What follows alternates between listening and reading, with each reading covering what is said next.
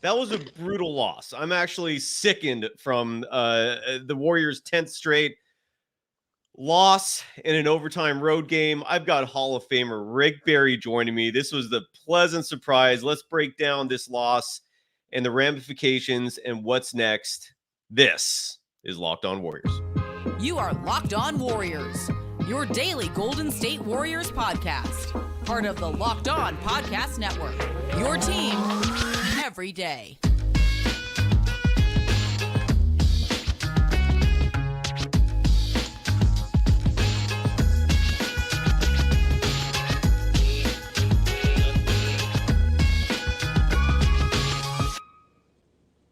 Thank you for making Locked On Warriors your first listen every day. We're free and available wherever you get podcasts and on YouTube. We're part of the Locked On Podcast Network, your team every day. Today's episode is brought to you by PrizePicks, the easiest and most exciting way to play daily fantasy sports. Go to prizepicks.com/LockedOnNBA and use the code, all lowercase, LockedOnNBA for a first deposit match up to $100. Hall of Famer Rick Barry is available on social media, regardless of the platform. It's at Rick24Barry.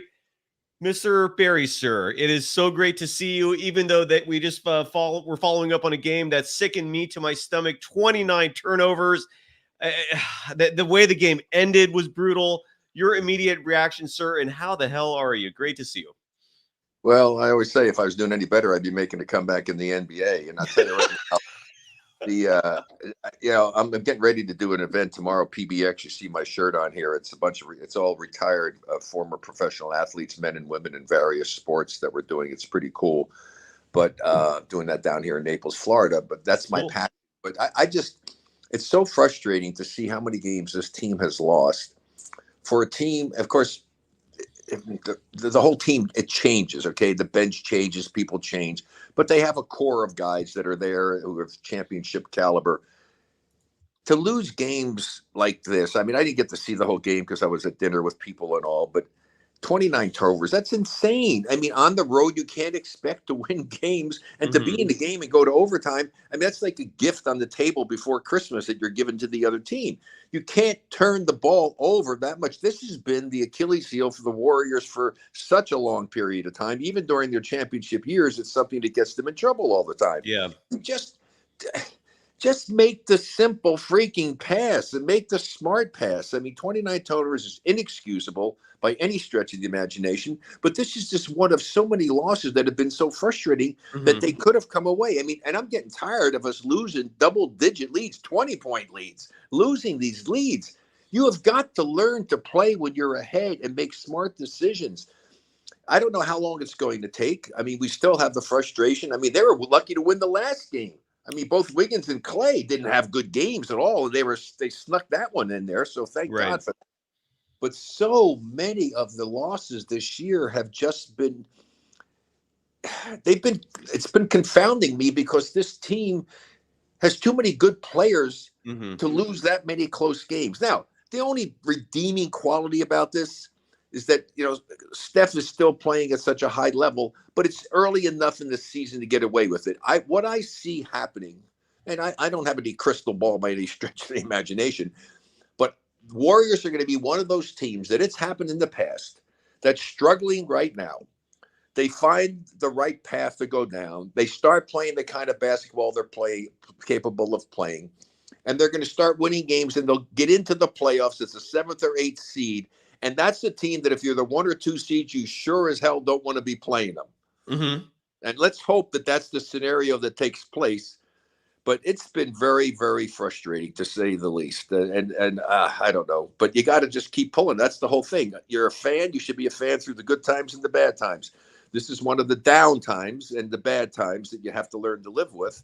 But there's still light at the end of the tunnel. It's not the end of the world. It's not like they're going out and getting blown out and losing by 50. Holy Christmas. You see that one? Oh, how do you lose by 50 points in a basketball game? That's crazy. They have the fight is still there. The fight is still there. As bad as it is, it can always get worse. I mean, but it also can get better. So that's what we got to hope for. I'm happy to see. I think Kuminga's starting to play a little bit better. He's shooting the ball from outside. He's getting more rebounds. Yeah, and I'm going to put this out there, and I know somebody will probably pick it up, and it'll be there, and some people will criticize the hell out of me, but that's okay because I'm entitled to my opinion. Sometimes you have to do some things that maybe doesn't make a lot of sense. I saw an interview with Klay talking about, what are you going to do, bench us? Well, sometimes, and I love Klay. I've been a big supporter of Klay for his entire career, okay?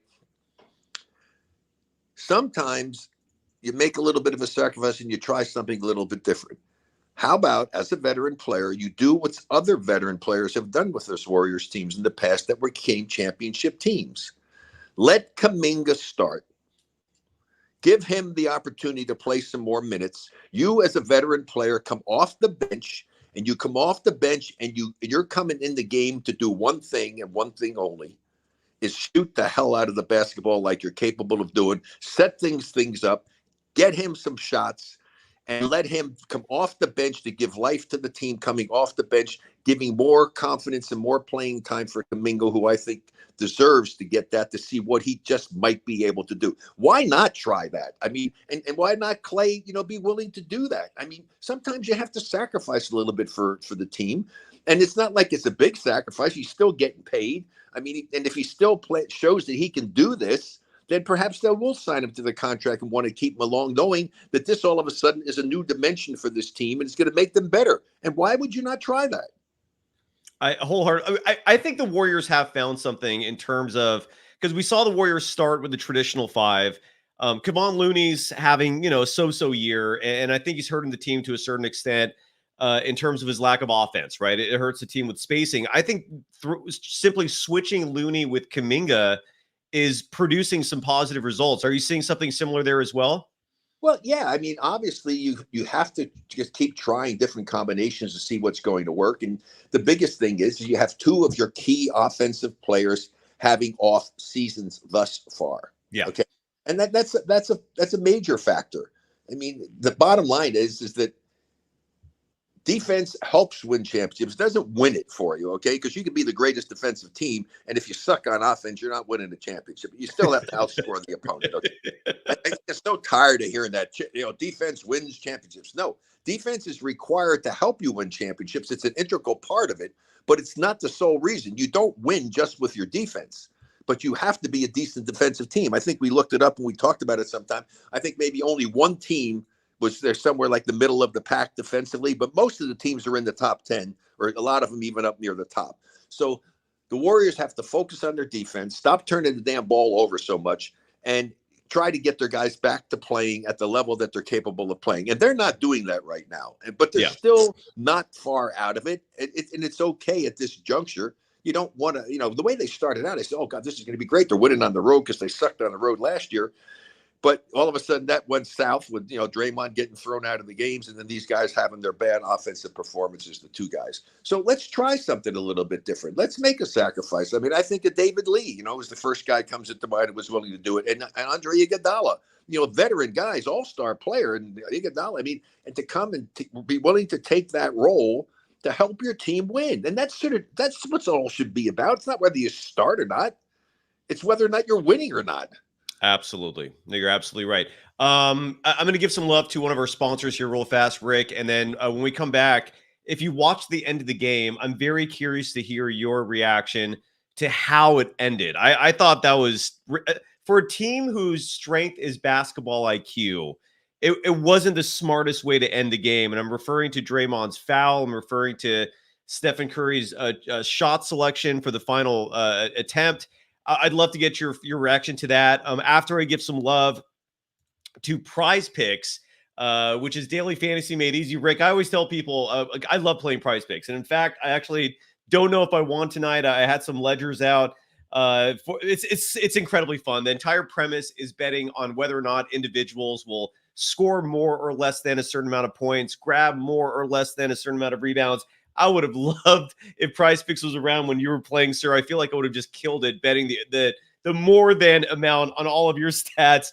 But look, and it's really fun. And one of the best parts about PrizePicks, besides the fact that cash withdrawals are easy, it's just a click or two away. It's not like these shady overseas bookies that make you deal with wire services. No, it's in and out easy transactions when it comes to finances, and it's user friendly. And maybe one of the best parts, because I know most of you watching this show are in California, it's legal here, folks. So pick up the phone, download the app, or go to your browser, whatever you got to do, download PrizePicks, have a blast, thank me later. And right now, if you sign up, they're going to match whatever you deposit up to $100. So you're going to play with double what you first put in. Go to prizepicks.com/LockedOnNBA and use the code LockedOnNBA for a first deposit match up to $100. One more time, go to prizepicks.com/LockedOnNBA and use the code LockedOnNBA for a first deposit match up to $100.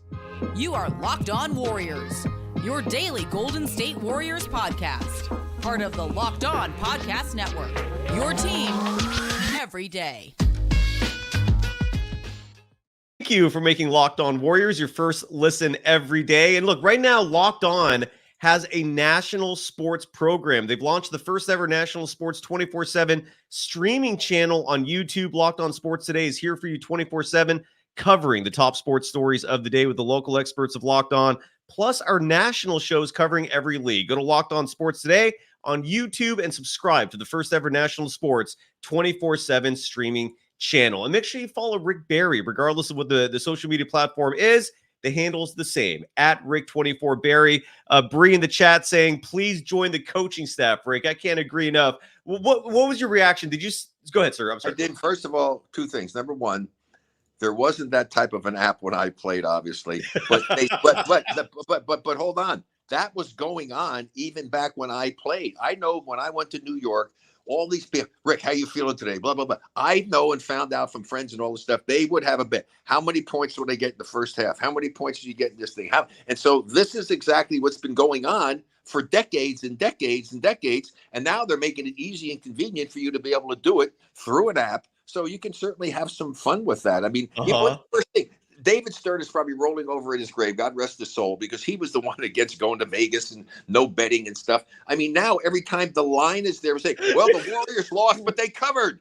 You're so David Stern was so anti-gambling. You're right. It's been a complete 180 in that regard. Oh, Rick, I know. But even in this game here, I looked up to see what was going on with the game because I didn't get to have a chance to see it. And so it says, Warriors lose, but cover. Because they were so they lost by about 3 points, but they were +3, lost by whatever the hell it was. They won. If you bet on the Warriors today, they lost, but you won. You're right. You're absolutely right. Rick, did you watch the end of the game? It was disturbing on two fronts. One is, the last time they played Oklahoma City, Wiggins did not foul Chet Holmgren. I was losing my mind over that because he doesn't foul Chet. He hits the three. They go to overtime. The Warriors lose. This time, Draymond Green had every intention of fouling, but last minute, he decides to go for a steal, misses, and that time that Chet Holmgren had was enough to at least attempt a shot. He gets 3 free throws. And then on the other side of the coin, when the Warriors have the ball, it's a tie game. And Steve Kerr is a master of scripting plays out of timeouts. There is no play scripted. It's just Steph walking the ball up and just dribbling and then attempting a really bad 3-point shot. What was your reaction, your thoughts to those two end of game plays? Well, first of all, I didn't see them, but it was a good explanation, so I envisioned them. Okay. So obviously, a very bad decision on the part of Draymond. Yes. And yes. Surprising that the Warriors, because in those situations, you generally have something that you've practiced over and over again. That in these situations, you know what you want to do to try to create an opportunity. And it should be an opportunity that should have been pure Warriors type basketball, pass, move, cut, make the other team make some decisions, running somebody off, a shooter, whatever it is. They might double team and switch and you throw it inside. I mean, the kind of stuff that the Warriors do so well. I'm shocked that they would have not done something of that nature to end the game, to give them a better opportunity than just doing this, because so many teams do that. That does not work a high percentage of the times when you do what they did there. Okay. Even though Steph, if you want to have somebody shooting it, obviously you'd like to have Steph shooting it, but it was just the same thing on another play, the same thing that they did when they lost the close game, when he threw that floater up there on the drive the one time, the loss. Yeah, it's making wise decisions is always the most important thing. And that does shock me that they would have run a play like that. And Draymond usually does really, a lot of really good things when he's not, choking people. But he or punching. Or punching them or doing whatever the hell it is he does. But the bottom line is that you don't that those two things is not the Warriors that we know. Yeah. And surprisingly, it came from two of the veteran guys. And so that's what really helped, it kills you to see that happening. You would not expect two situations like that to occur for the Warriors in a close basketball game, especially when you're playing on the road. You would want to try to create something for yourself. And as my father always told me growing up, the more decisions you force a defense to make, the more the likelihood they'll make a mistake. And if you're smart players, you will capitalize on those mistakes. That's what the Warriors have excelled in for so long, so many seasons. And to come down and to finish a game not doing that is really surprising to me. 100% agree. Some sound just came down from the head coach of the Golden State Warriors, Steve Kerr. I heard this beforehand, Rick. I would love to get your reaction to this because I know what he's going to say. But I don't know if you've heard or listened to this yet. I don't know if the audience has heard or listened to this yet. Here is Steve Kerr following the game saying some very interesting things, in my humble opinion. Turnovers and fouls. I can just repeat it every game if you want. I mean, it's turnovers and fouls. That's what it comes down to. So, the fact is we're playing one of the best teams in the league on their floor. We're good enough. We're good enough to win a championship. I believe that. This team. But if we're going to just turn it over and throw the ball to the other team and foul over and over, then we're going to lose. We know the formula. We just controlled that whole game on the road against a great team. That's our game. So, turnovers and fouls. 29 is like almost kind of an obscene number. Yeah, obscene is the right word. Yeah, it's an obscene number of turnovers. Yeah. Which are the ones that you just like? I mean, I assume you want all 29 back, but which ones are the ones that you just can't have? You want me to go through them? Particularly if there's any in overtime in the fourth that you think. Yeah. We will watch all 29. I can tell you that. There you go. So that's Steve Kerr. Look, he still thinks they're a championship team. I actually agree with that. I'm in line with Steve. Your thoughts, sir?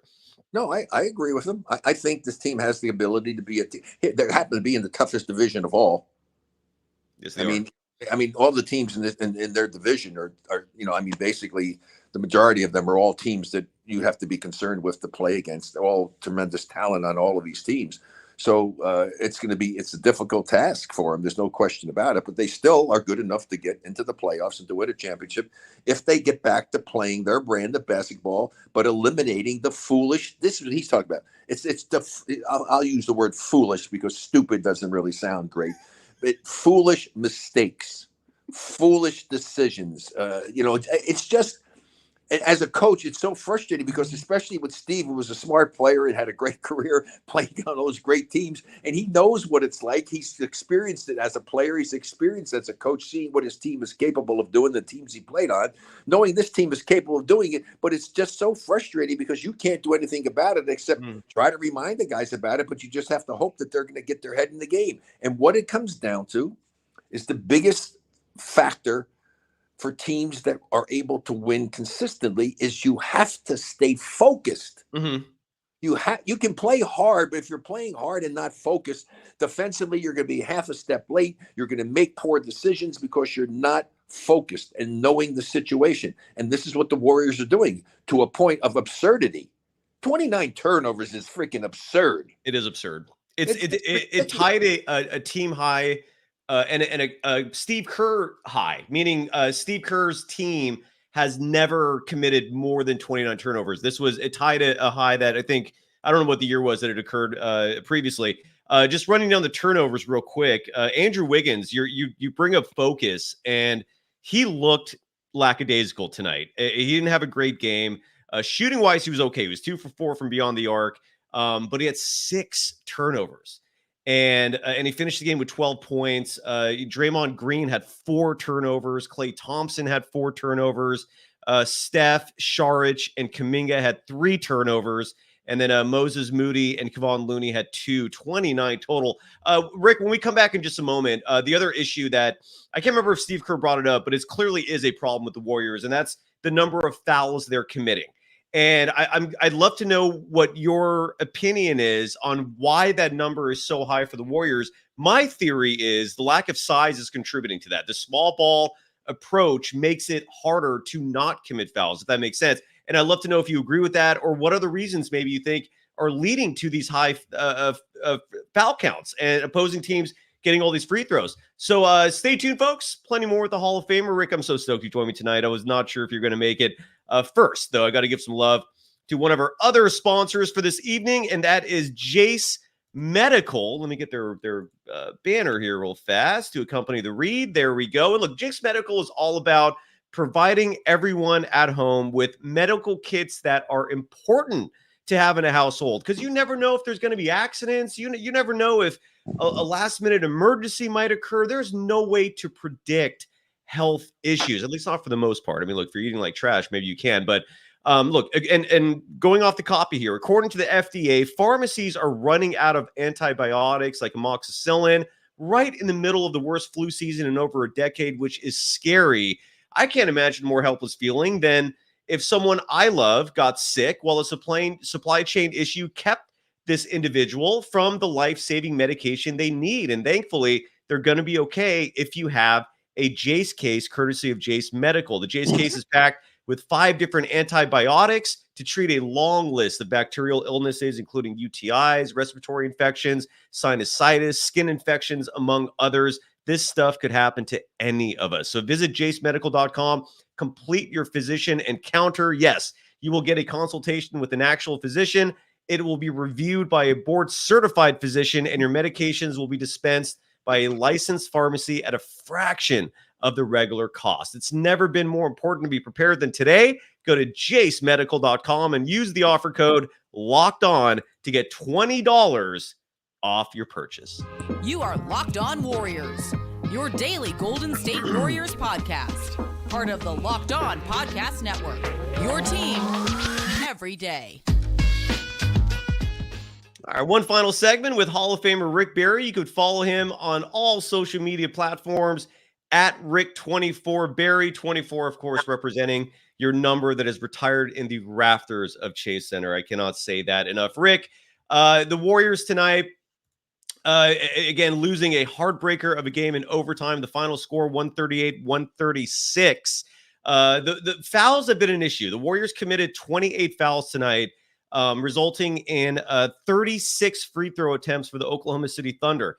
That's alarming. Another stat that is equally, maybe more alarming, is points in the paint. This is a category that the Golden State Warriors are dead last in the NBA, and tonight they were killed in that category, 78-50.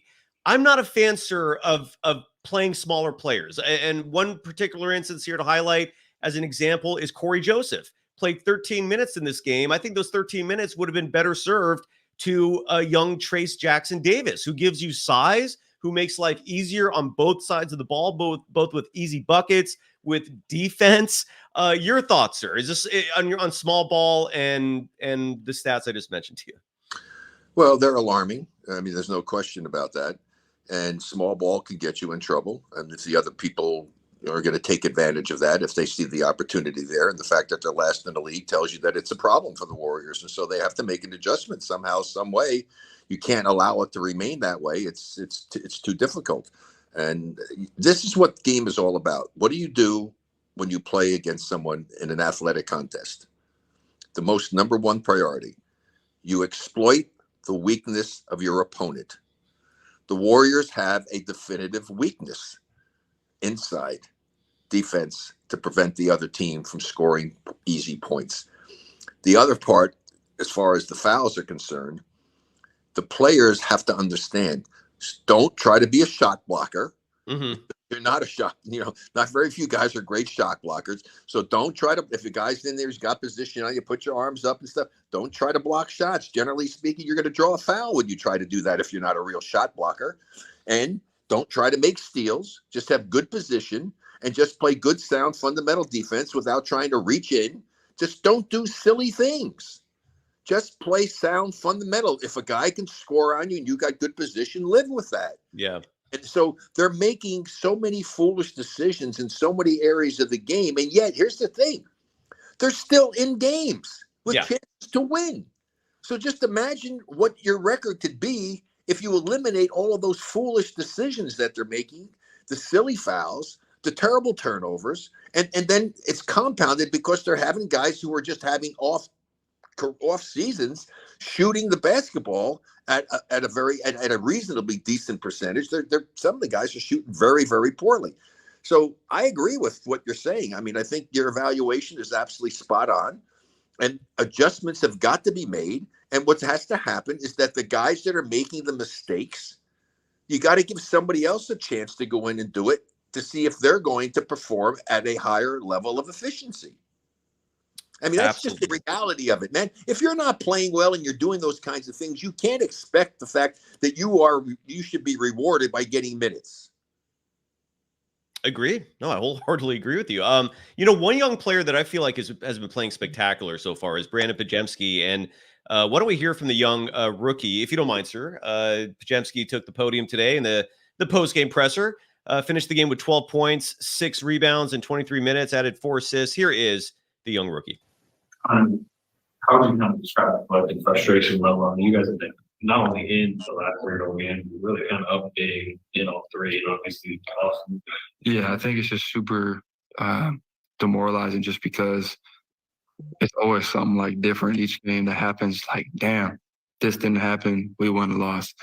And we're in every single game, like you mentioned. But it's just like hard to put your finger on like what is the one thing that we need to work on, because every game it seems like it's something different. I know coaches talked about fouling and not turning the ball over, which obviously we turned the ball over a ton, and they shot what did they shoot, 36 free throws, and we shot 23. So we fouled quite a bit. But it's just super frustrating for all of us, just because it's always feels like something different every game. That's like one way or the other we could have won. And that's the young rookie, Brandon Podziemski. Rick, one thing I'm seeing out there that's driving me crazy, I don't know if it makes sense to you, but Steve Kerr seems to love playing 2-point guards at all times. And unfortunately, when you do that, you sacrifice size. What are your thoughts on the fact that he's routinely putting – it's always either 2 of Steph, Podziemski, Chris Paul, Cory Joseph. You almost always see 2 of those players out there. Why do you think that is, and do you like it? What are your thoughts on that, sir? Well, I would like it if they're winning, but if they're not winning, then you better stop it. Exactly. That's it. Yeah, I'm with you. Over the years and doing stuff and everything here, I've not been a big criticize Steve Kerr a lot. I say I'm not there. I don't know what's happening, but certain things are pretty obvious. I mean, if stuff you're doing is not working and you're doing the same things over and people are still making the mistakes, and in reaction to his comment there, no, it's not like they're doing something different. They're doing the same things over and over again. It's not like every game it's something different. No, I mean, fouls and, like you said, fouls and turnovers, they're doing that on a consistent basis. Maybe one a little bit more than the other at times, but those are areas that have to be worked on and have to be corrected, because it's not like they're finding new ways to lose. And then, as you say, it's compounded by the fact of 2 of your key offensive players are not having great seasons right now. So you've got to make some changes under the circumstances that exist. The frustrating thing, I'm sure, I know for Steve is, and I'm sure for the whole coaching staff and for the fans as well, is the fact that they are consistently doing these things time after time after time. It's one thing if it pops up and it happens occasionally, that's going to happen, but they are showing a propensity to do this on a consistent basis, which is the frightening thing. You have to get out of doing this if you have any chance at all to be a playoff team, let alone winning a championship. This is just not good basketball, but if you compare it to Warriors-style basketball that we've been accustomed to seeing, it's horrendous. Yeah. 100% agree. Excellent use of the word propensity there, sir. I want to give some love real fast to Klay Thompson, who had one of his best games of the season tonight. 22 points, was 8 of 15 shooting from the field, 4 of 9 from beyond the arc. And part of the reason why I also bring him up is because I saw a stat tonight after the game that showed that the Warriors are the only team in the NBA that doesn't have a second scorer averaging 16 or more points per game. Klay Thompson is the second leading scorer on this team, but he's averaging 15 and change right now. How important is that to you? The necessity? I hear a lot of people saying that there's too much pressure on Steph, that the onus is on Steph to carry this team offensively.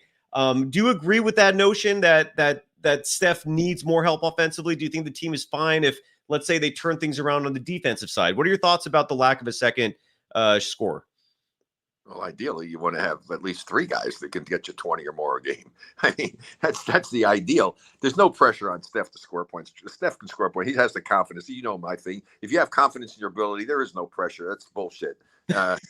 So there's no pressure on Steph Curry to score points. What there is that there is not pressure. There's great expectations and necessity for him to have to score points for the team to have a chance to win. It's not pressure for him, okay? But the bottom line is the fact that this team is struggling with their offense right now. Not playing Warrior style of basketball. They have 2 of their key players having bad games. It's nice to see Klay have that game. But again, you say, well, see, he's capable of doing that. But Klay has always been a roller coaster ride offensive player. He goes through these stretches where, oh my God, he'll go out and get 30-something points in one quarter. But then again, he'll have a tough game. But you can usually rely on him fairly consistently. But he's going to have a game or 2 here. All I'm saying is not that he should be benched. He had this game. Great. Well, if he was playing like that all the time, then forget about letting him come off the bench and Kuminga. Do it with Wiggins. You're absolutely right. You know what I'm saying? And here's the deal. And so if he's coming in and the other guy's struggling, boom, he's in right away. So if Kuminga goes out and not playing well, boom, you put him in right away. If he's doing it for Wiggins and Kuminga's not playing well, Wiggins comes in, see what he can do. I mean, you just have to make these kind of changes to do that. You can't. These guys, and if a guy can't deal with that, then that's his problem. Agreed. It's a problem for the team, but he has got to find a way to be able to deal with that because right now, the inconsistency of those 2 guys has been a major factor for a lot of losses. I mean, if only one of them were doing it, they probably have at least, I would say, at least 4 more wins for sure. For sure. 100% with only one of them struggling.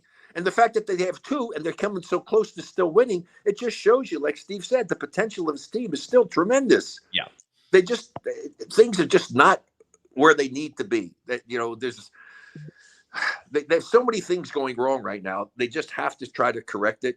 Keep fighting. Don't get discouraged by it because it's like I say, they're not getting blown out. They're in there competing. Exactly. Especially even on the road. I mean, this is another game. Chalk this one up, to a game that could have been won. But then again, also, you got it. Here's what they need to do. They need to still make the total focus on defense team-wise to try to make it more difficult for the other team to score points because it makes it so much more difficult. If you have to score over 130, it's an overtime game, but over 120-something points to be able to win a game, that's not easy to do on a consistent basis. And so if they hone their defense, they become better defensively, then it doesn't put as much onus on you to have to be so great offensively to win games. Your defense can help you win some games when you're struggling with your offense. The way it is now, they have to have a great offensive game in order to be able to win. And so really good teams find ways to win when their offense isn't working by playing good defense, by not turning the ball over, by not committing silly fouls, by not doing all of the things that we've spent this entire show talking about. And I think you nailed it, Rick, in saying that despite everything, all the bad things going on, they're still keeping these games close. They're not getting blown out. And they're only 2 games below 500. It's very, very easy to turn this ship around. Rick, I can't thank you enough for coming on. We're up against the clock.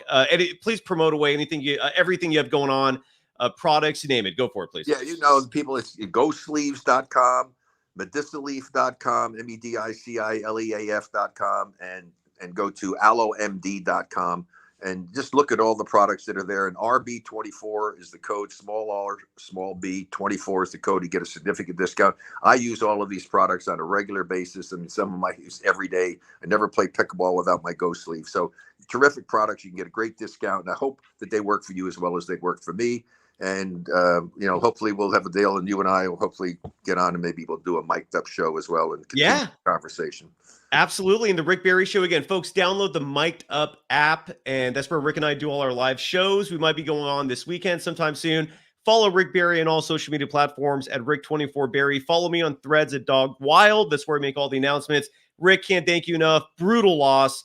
but at least we had a Hall of Famer join the show Hey, today. hey, Rick, I got anybody, if you like to pray or do something. Hopefully, my team is their national team. They're over the Miami team in the 3x3s in the finals for the World Tour for the 3x3 over in Jeddah in Saudi Arabia, and they're in the quarterfinals tomorrow. So hopefully they'll find a way to do well. But the beauty thing is they have qualified for the Olympics, the USA team, and hopefully Canyon will get chosen as one of the players to represent our country in that regard. So all the best. Go Warriors. We're still with you. We haven't given up on you.